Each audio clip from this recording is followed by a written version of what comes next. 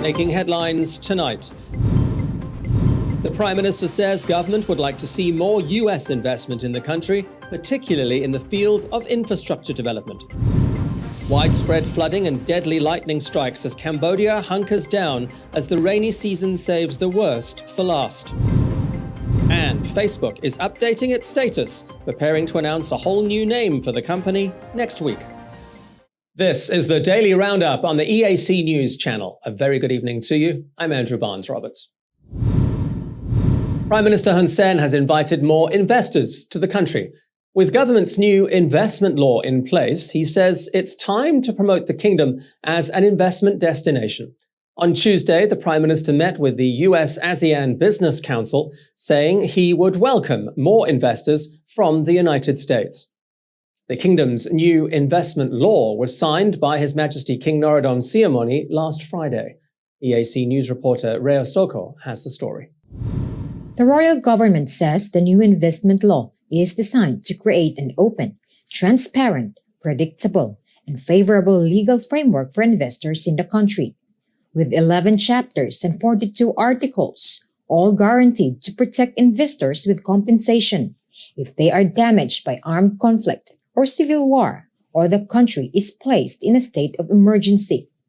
This law also allows investors to buy and exchange foreign currency freely and provide them ownership of the issue. Prime Minister Hun Sen called for more investors in the country on Tuesday.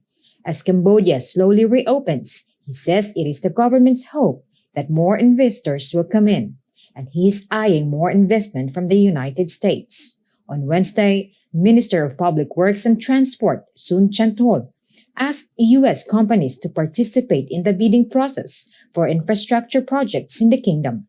He expressed his request during a virtual meeting with a delegation from the ASEAN-US Business Council, led by its chairman, Ted Osius. Investors are being assured by the kingdom that with the new investment law, they will be allowed to obtain long-term accommodation for themselves and their families during the time frame of their project. They are also eligible to apply for work permits for themselves and their foreign employees. The new investment law also tempts investors with full or partial exemptions on taxes and other duties. Rhea Soko, EAC News.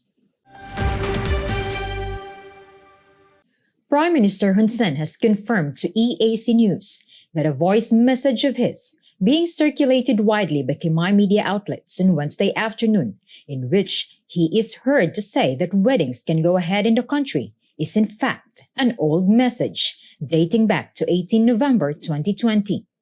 He has confirmed there has been no new announcement regarding weddings in the country, which are currently banned under existing preventative measures governing gatherings of more than 50 people.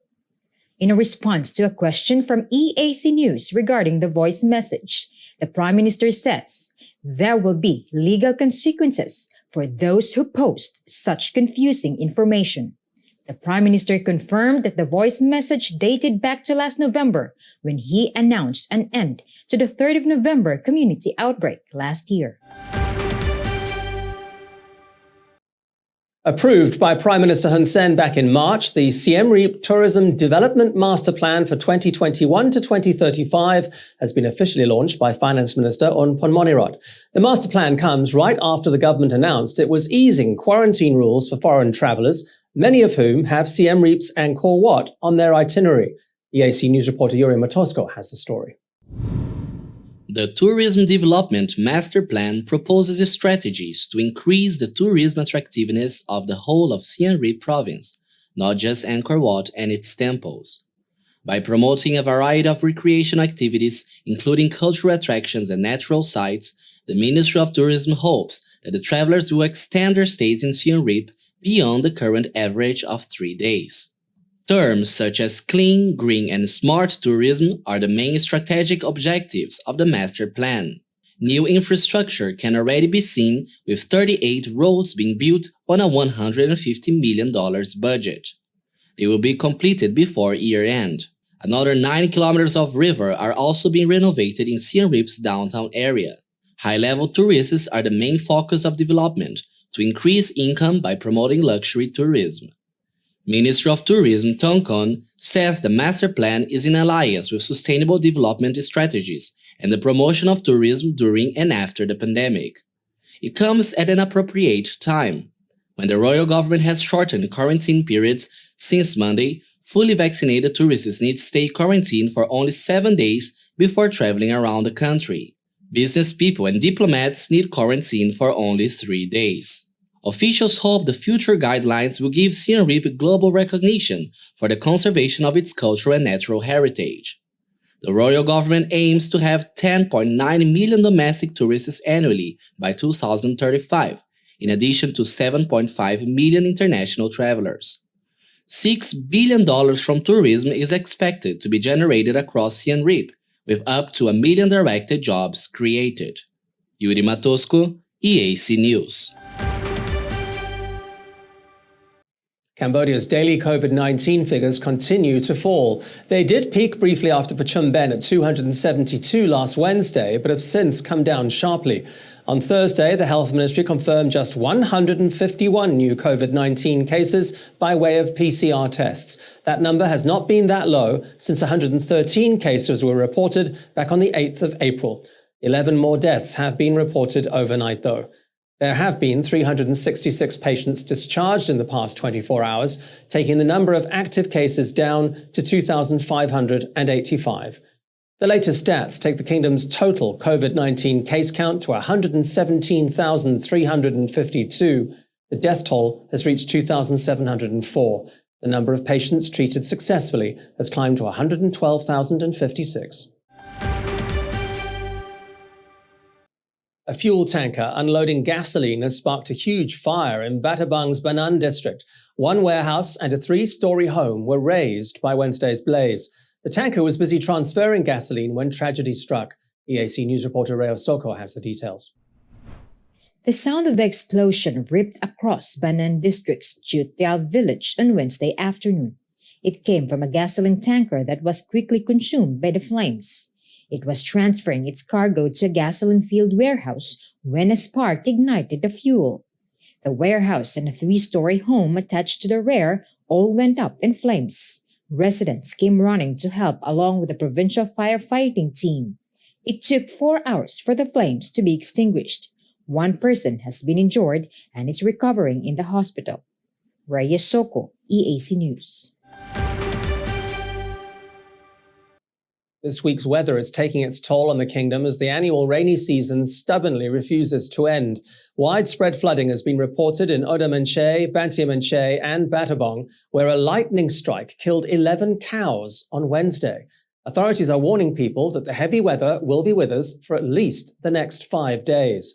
EAC News reporter Yuri Matosko has the details.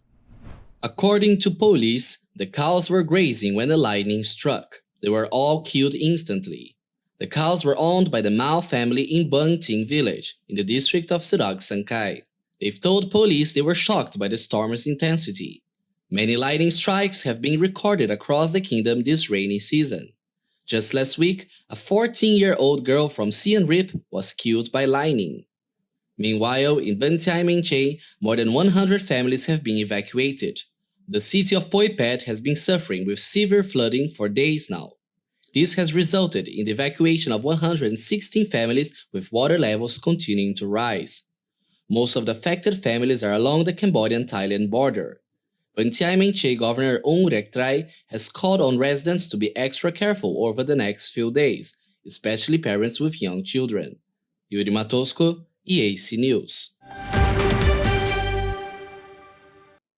Tamar Call District Police in Battambang have arrested 4 young men for throwing rocks at passing trucks. During questioning, they told police that they'd resorted to throwing rocks because of the attitude of the truck's owner. EAC News reporter Reo Soko has the story. 20-year-old Lasso Chat, 17-year-old Suvan Pik, 16-year-old Chun Suksan, and 19-year-old Chan Sutia are all friends, living next to each other in Kroisdao village in Battambang's Morcol district. They were arrested on Wednesday afternoon, accused of throwing rocks at passing trucks. Morcol District Police Inspector Sin Lut says he has received dozens of complaints in the past few days from the truck's owner, who claims his truck's windshields have been smashed. It took almost a week for the authorities to find the suspects. After being arrested and questioned, they allegedly admitted to the crime, saying the acts of vandalism were in response to the truck drivers who were flashing their headlights directly into the friend's eyes. The four are currently being held at the Morcol District Police Inspectorate, awaiting their first appearance in court. Reyes Soko, EAC News. The world's most popular social media app is set to change its name. From next month, you'll no longer be opening up Facebook. Just what you'll be opening, the company hasn't yet said, but it will announce its new name on Thursday, the 28th of October. News that it's changing its name has sparked reaction the world over. Facebook is under fire from regulators and lawmakers around the world, tired of its questionable business practices. Mark Zuckerberg says the group is busy planning to rebrand itself with a new corporate name incorporating Facebook, WhatsApp, and Instagram. US technology magazine The Verge says the move would likely position the Facebook flagship app as one of many products under a parent company overseeing all its branded platforms. All Facebook has said is that the name change will be announced on the 28th of October. But from Rome to Hong Kong, speculation is swirling as to what its new name could be and why. Facebook is just the obvious, because of all the allegations that have come out about how they're using data and how they're hiding their own studies and whatnot. They're probably just trying to do damage control and whatnot, as well as because they're acquiring all these new things. They're releasing new glasses that have cameras in them, so they're trying to pull people back in, because the old Facebook name is attached to old people. So all the young people are on Instagram, but everyone's kind of moving off of that. Everyone's moving off of WhatsApp. So they're realizing this and they need their ad money. That's probably why. We younger people define Facebook as the old people's app. I think the choice to change the name is more of a publicity stunt, more of an attention-seeking attempt than a consequence of the latest scandals. It seems more like an attempt by Facebook to renew itself. I think it's a way for Facebook to refresh their brand and target the younger public, because Facebook is less and less popular among young people. For example, no one in my younger sister's class has Facebook. I think Facebook wants to change its name because they want to change their brand image. Facebook has had a lot of negative news in recent years, so they don't want people to associate the company with Facebook anymore, especially since it also has Instagram and Snapchat under the same umbrella. So they want to draw a line and make it clear that Facebook is Facebook. If they want to change the name, it can be changed to Moment or Newsfeed, as the platform is mainly used to share things. Nowadays, many people seldom use Facebook, and everyone mainly uses Facebook to update the current status and Instagram for photo sharing. So if the name changed to Moment or Newsfeed, it will be more relevant to the character of the company. Whatever the new name, it's unlikely to persuade an increasingly skeptical public that Facebook is a must-have app. It is rapidly losing users around the world, tired of being tracked and used as a resource for Facebook's sales team.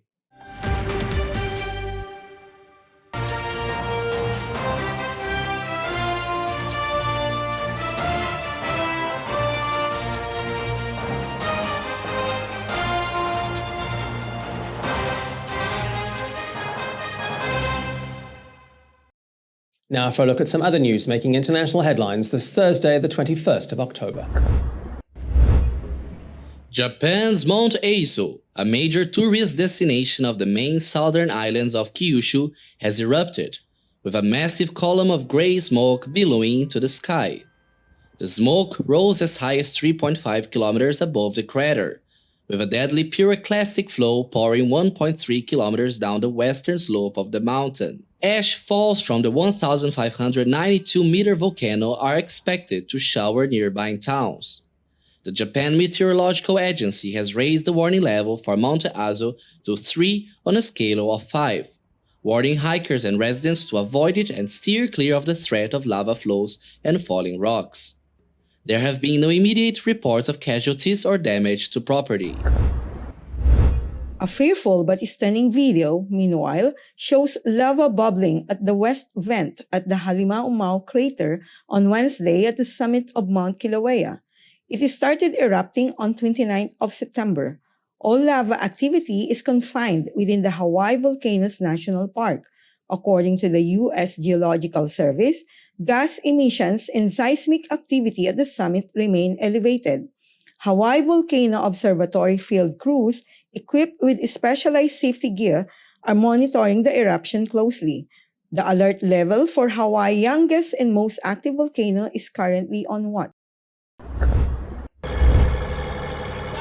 And a bomb attack on a military bus in central Damascus has killed 14 people. 2 explosive devices attached to the army vehicle were detonated as it passed under a bridge during morning rush hour. A third device was defused by an armed engineering unit. Officials have described it as a terrorist attack. Although Syria has been embroiled in civil war for a decade, attacks in the capital are increasingly rare. The war, focusing on the ousting of the President Bashar al-Assad, has left at least 350,000 people dead and caused half the population to flee their homes.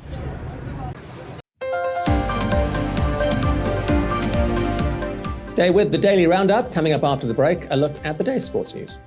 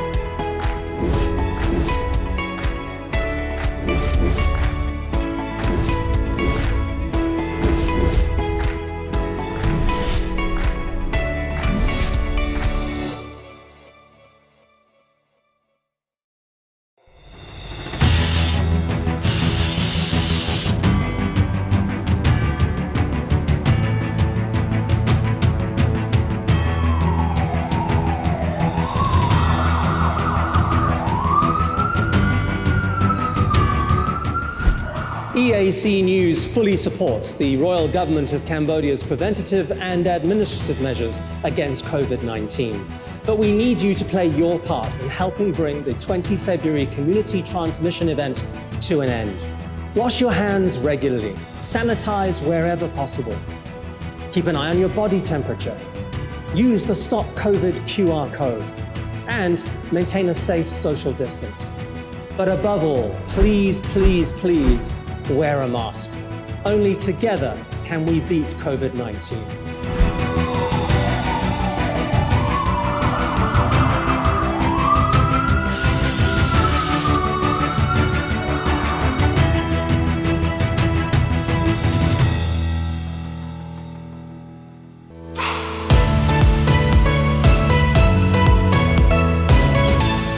EAC News' audience is growing. Our YouTube channel has over 150,000 verified subscribers. To mark the milestone, we've received the Silver Creator Award from YouTube. It's given to channels with over 100,000 subscribers. YouTube CEO Susan Wojcicki says the award celebrates EAC News' hard work and incredible achievement. She says we brought a unique voice and style to the world, but have also created valuable connections and built a community along the way. The next milestone we're going for is 1 million subscribers, and we'd really like that Gold Creator Award. So if you're not already a subscriber, head to YouTube and search for EAC News. Subscribers get alerts when the Daily Roundup is premiering and live events are streaming. Get all the latest breaking news and updates from Cambodia in English. The EAC News channel on YouTube. Cambodia made clear.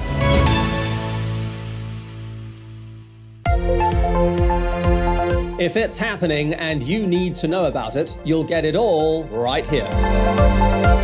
EAC News brings you updates and breaking news in English across all of our platforms and channels. The EAC News app, YouTube, Facebook, Telegram, Twitter, and our website www.eacnews.asia. Join me, Andrew Barnes-Roberts, and the rest of the EAC News team every day on your favorite channels. EAC News, Cambodia made clear.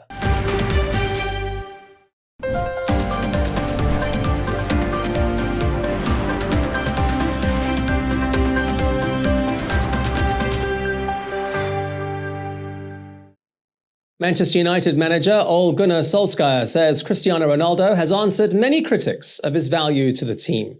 He helped Man United to a 3-2 win over Atalanta on Wednesday night in the UEFA Champions League.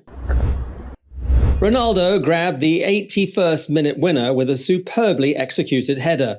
It maintained his 100% scoring record in Group F after 3 games. In the post-match briefing, Solskjaer took aim at those who've been questioning whether the Portuguese forward, the Champions League's record goalscorer, is contributing enough. No, I was really pleased with how we led the line. As a centre forward, we asked him to run the channels, drop in, press more because we're at home, of course. We want to get the crowd behind us. He even was down on inside his own 6-yard box and blocked towards the end, defending. You can see him sprinting. He did everything a centre forward should be doing, leading the line and defending. So, and of course, the goal is just what he does better than most.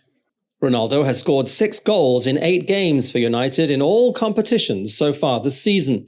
Solskjaer has faced plenty of criticism himself after Saturday's 4-2 defeat to Leicester City in the Premier League, and praised his side's attitude after going into the break 2 goals down, even while conceding they do need to improve. We need to defend better. I know that. And we need to defend key moments better. As Simon, the other Simon, just said,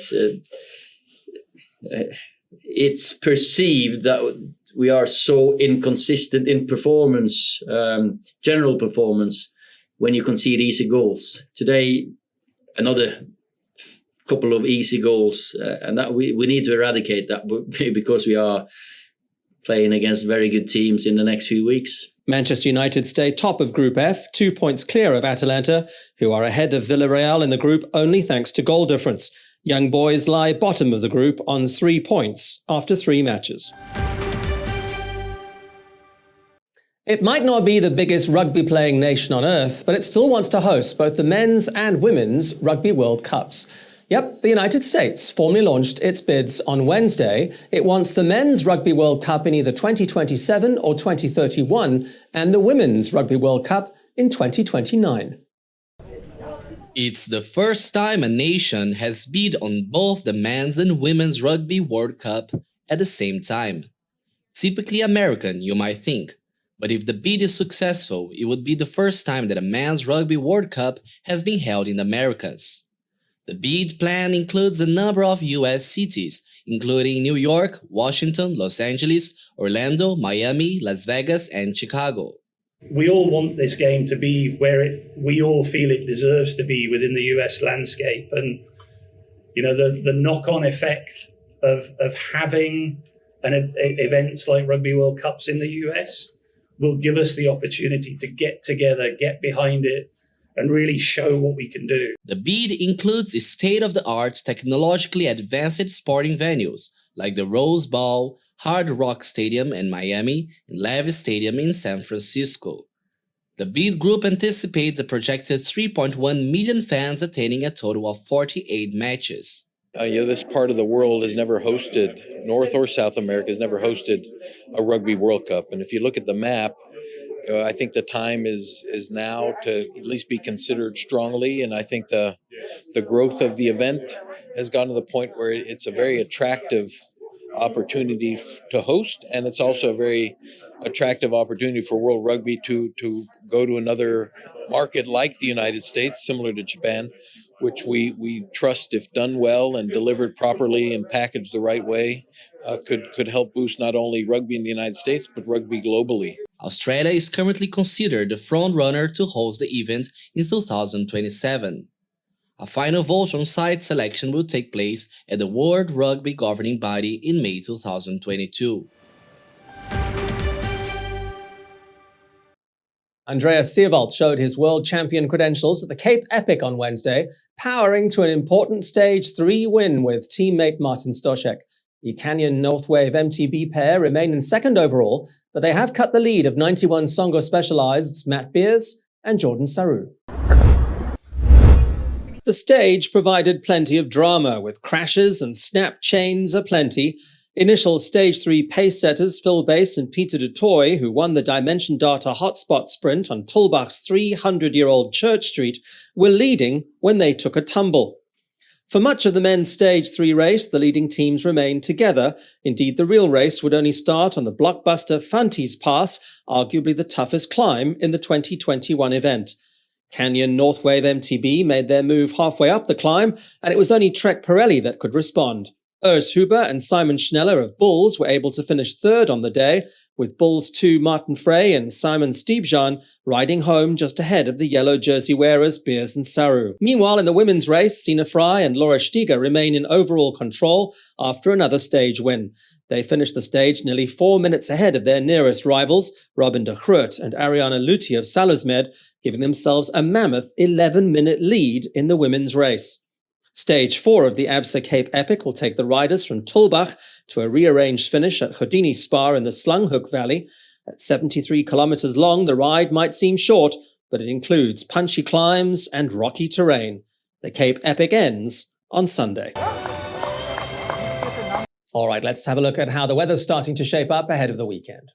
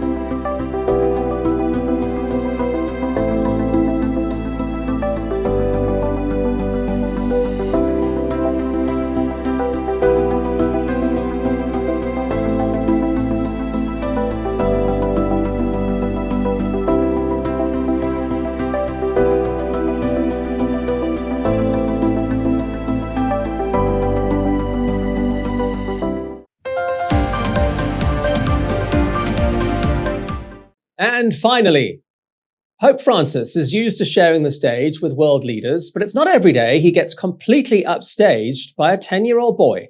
He stole the show at the Pope's weekly audience at the Vatican on Wednesday.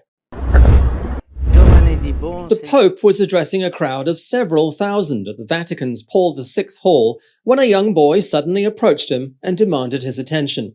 Given his size and age, security officials didn't deem him to be a threat and allowed him to approach Pope Francis. It was clear that all he wanted was the Pope's white papal cap. He shook the Pope's hand, and when it became clear that he wanted to stay for a while, the Vatican's head of protocol, Monsignor Leonardo Sapienza, got up and gave the boy his chair. The boy, who the Pope later said had what he called a medical limitation, walked on and off the stage several times, much to the audience's amusement. And his persistence finally paid off, with him being given a white papal cap. The Pope, as patient as ever, told the crowd that he'd like to thank the boy for the lesson he had given everyone. May the Lord help him in his limitation as he grows, he said, because what he did came from the heart. Thank you for watching the Daily Roundup here on the EAC News channel. You'll get more breaking news and updates from our website. Head to www.eacnews.asia. You can also search for EAC News on Telegram and at your favorite app store. Friday tomorrow, I'll see you at 8.